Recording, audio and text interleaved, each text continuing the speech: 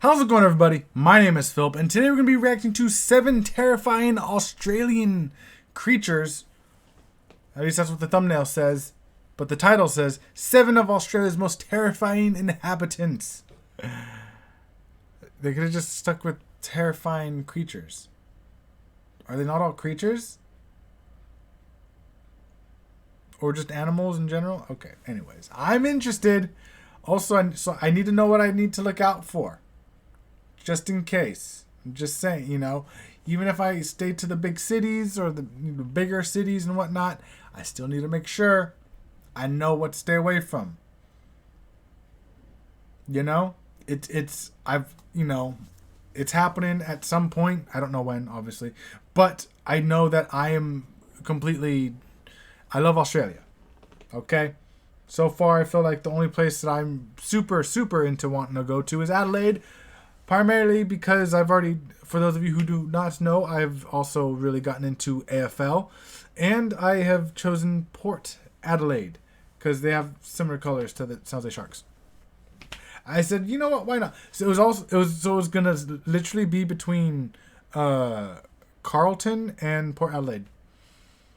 And because I really like navy blue, which is also why I like the shirt quite a bit. It's close enough, I guess, right? But those are the 2 teams that I was going to choose, and Adelaide is the team that I decided to go for. And so I felt like Adelaide might just be the best option for me, especially because I could literally go watch a game live, which would be so much fun.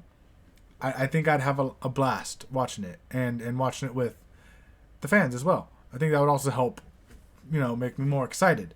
But anyways, I'm interested to see what these inhabitants are, these creatures.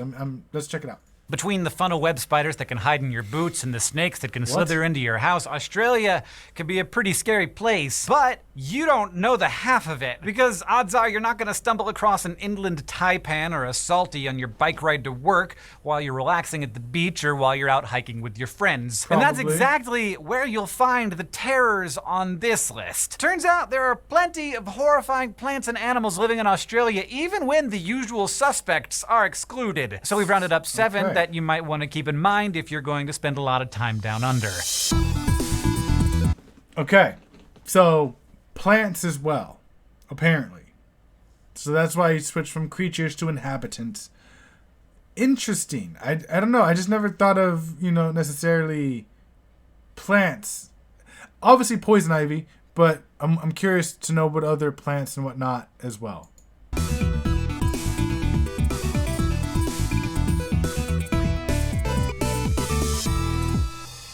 If you hang out in the suburbs along the coasts of Queensland, New South Wales, or southern Western Australia during spring, you might meet an Australian magpie. You could just be walking or biking along, minding your own business, when one of these 40-centimeter long black and white birds swoops in out of nowhere. It might even grab onto your shirt with its sharp claws and start stabbing rapidly at your eyes like it's a scene from Hitchcock's The Birds. But this is not a movie. This is a real thing that happens in real life to real people, and it happens a lot. In 2017, there were more than 3,200 attacks and 520 injuries from magpies in Australia. These birds are highly territorial, and their aggressive swoops are their way of defending their chicks. But less than 15% of magpies attack people, usually ones with nests close to cycling paths. And that's because human attacks are actually a learned behavior, the product of a sharp mind that likely arose because the birds are really social. Scientists have found that magpies who live in big groups do better on problem-solving tests and have more of their eggs hatch,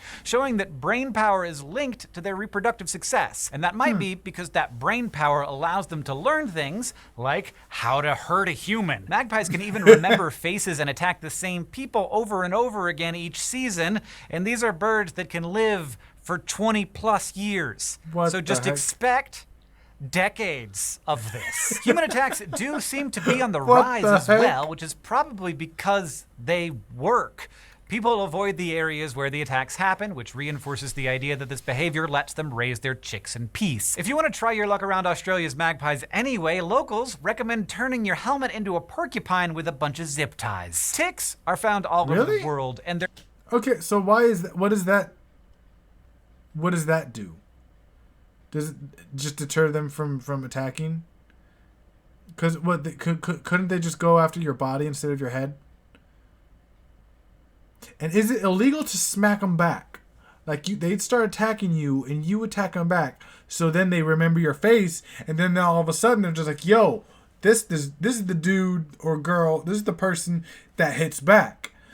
So maybe y'all should be okay with just start carrying around tennis rackets or something to smack them around. Like, oh, you want to go? Not too hard that kills them, but enough that they learn where they are in the food chain. Obviously, this is coming from someone that doesn't experience this, so I absolutely know nothing. It's a great way to probably get pecked to death as well, though. Someone over there swinging a tennis racket, and then it's like, yo, he's fighting back. Get him. It's like, oh, shit, there's like 20 of them now. Run. It's probably not a good idea, is what I'm saying.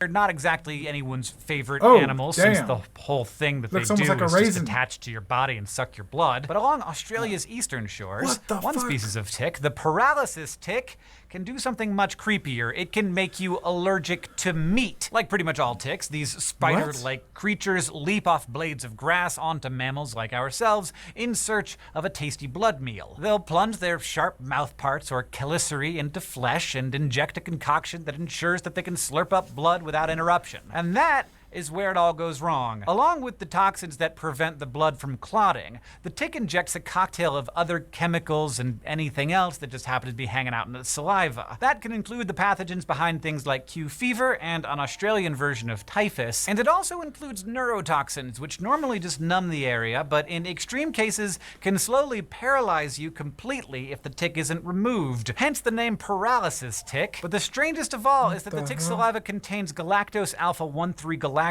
a carbohydrate also found in many red meats. Get too many tick bites, and you can become sensitive to this carbohydrate. And that means you can develop what's known as tick-induced mammalian meat allergy, even though it extends to all mammal products, including milk. So your time down under could make it so you can never really enjoy Aussie cheese fries or a juicy steak from Outback ever again. The giant centipede is so fearsome that it's even known to take on some of Australia's scariest snakes. These 16-centimeter long centipedes are found pretty much everywhere in Australia, but also in parts of the Solomon Islands, New Guinea, Indonesia, Southeast Asia, China, and Japan. Like other centipedes, they've turned their two front legs into menacing hunting tools called forcipules that not only pack a powerful bite, but also inject venom into their victims. That venom contains dozens of toxins and is so powerful that it can easily bring down a small lizard or a snake. It's not clear what all the different components do, but researchers have found that the venom contains cystatin, a protein that fights against our immune defenses. And it also contains glycoside hydrolase, an enzyme which helps it spread throughout the body. Bites from these centipedes aren't usually lethal to beasts our size, but they do hurt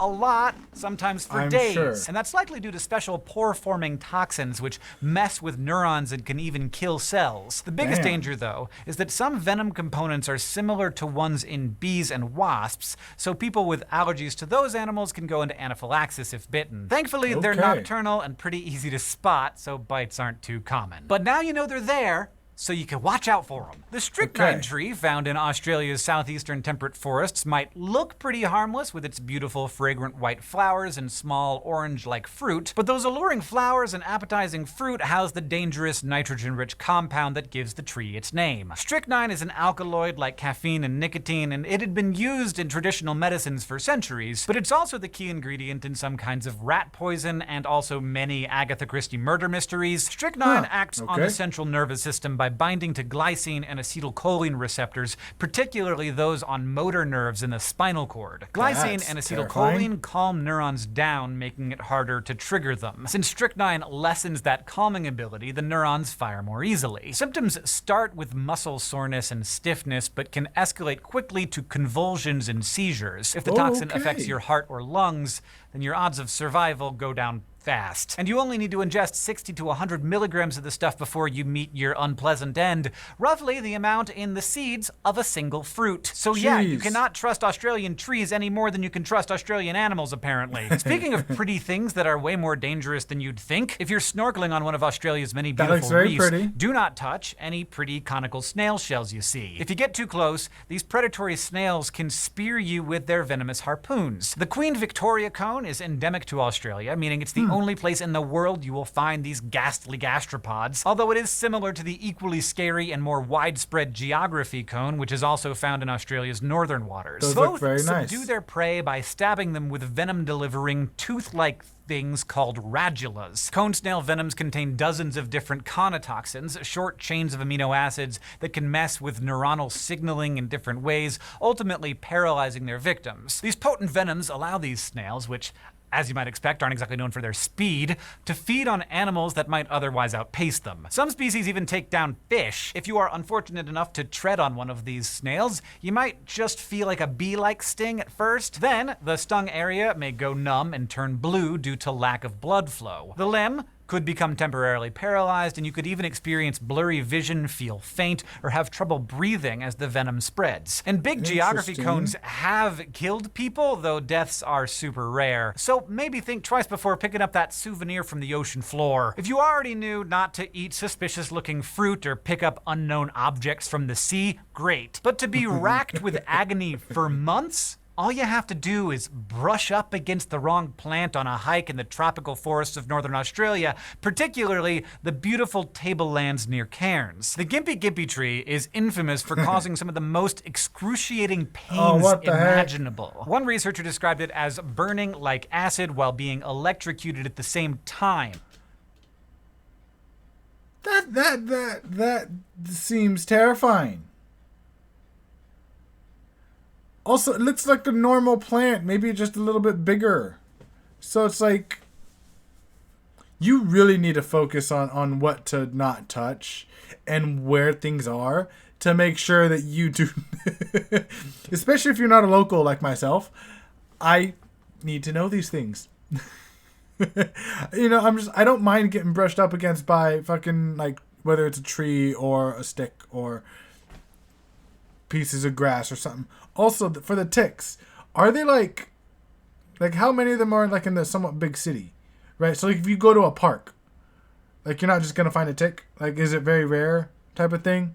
I feel like a lot of these are gonna be quite rare unless you go out on like a hike, like kind of like what you see this, except for that tree with the fruit on it that you might, you know, but I thought there were going to be more venomous snakes and spiders and stuff like that on this. I was not expecting, like, plants. And it packs such a painful punch because its stem, purple raspberry-like fruits, and heart-shaped leaves are all covered with tiny silica-tipped hairs, the same stuff that makes up quartz. These easily pierce your skin, then break open, releasing toxins stored inside. The main pain-inducing compound is a linked bundle of 8 amino acids called moroidin, although how it causes such agony is not known. The hairs are so delicate and fine that your skin can quickly heal over them, trapping them inside you. There, the hairs take years to break down, and every time you move, they can release more of the very stable, very painful chemical. People have reported continuing pains for up to a year after being stung. What's more, the Gimpy regularly sheds its hairs, making them airborne, where they can drift into your nose and cause nosebleeds. And while compared to other toxins on this list, moroidin isn't that deadly, people have died from Gimpy stings, either from shock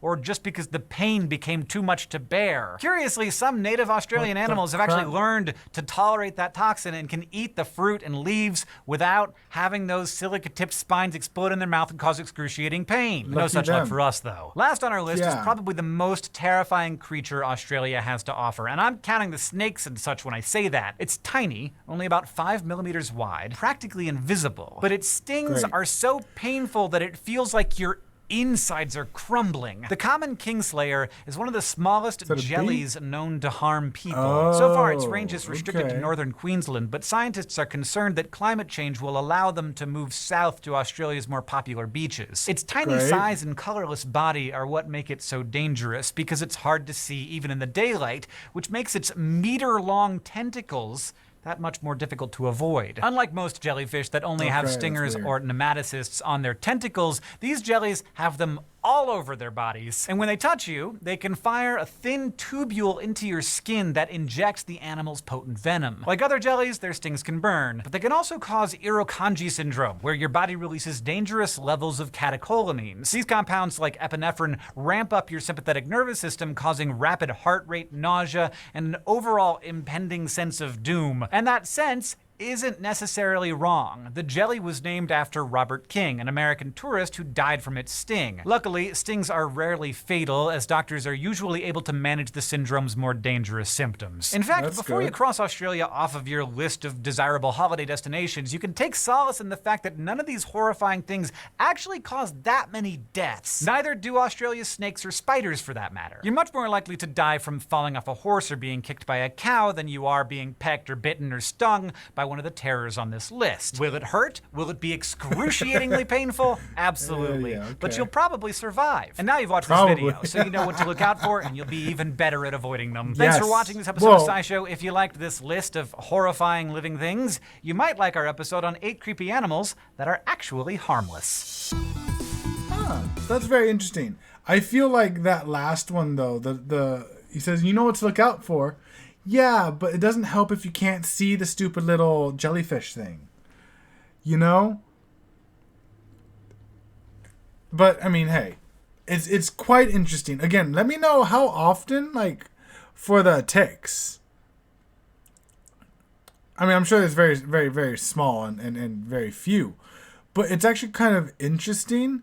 I mean, it makes me think, like, oh, if I go out to a park and it's probably not like that, though. Like I'm saying, it's probably more like you're going out to somewhere that's a little less populated, you know, then you could find a tick, or you might find, you know, some of this other stuff, giant centipede, which, great. I mean, I also don't typically pick up cone snails, or I just don't pick up cones in general. So I should be good on the cone snails, as long as I don't accidentally get somewhat close foot-wise to them, you know, where I'm just walking for some reason on the coral.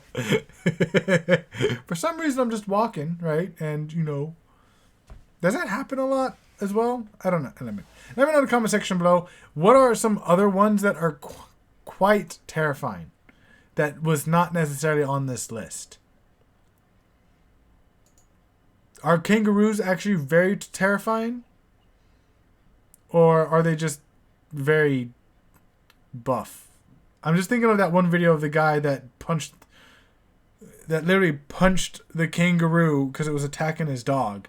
And it just stands there like, you want to go, bro?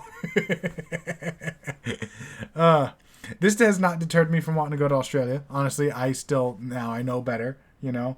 The magpies, on the other hand, again, let me know. Like, are you screwed if you fight back? And how screwed? Let me know in the comment section below. I'm more than interested. Thanks so much for watching. Subscribe for more content just like this. And, yeah, I'll see you guys next time.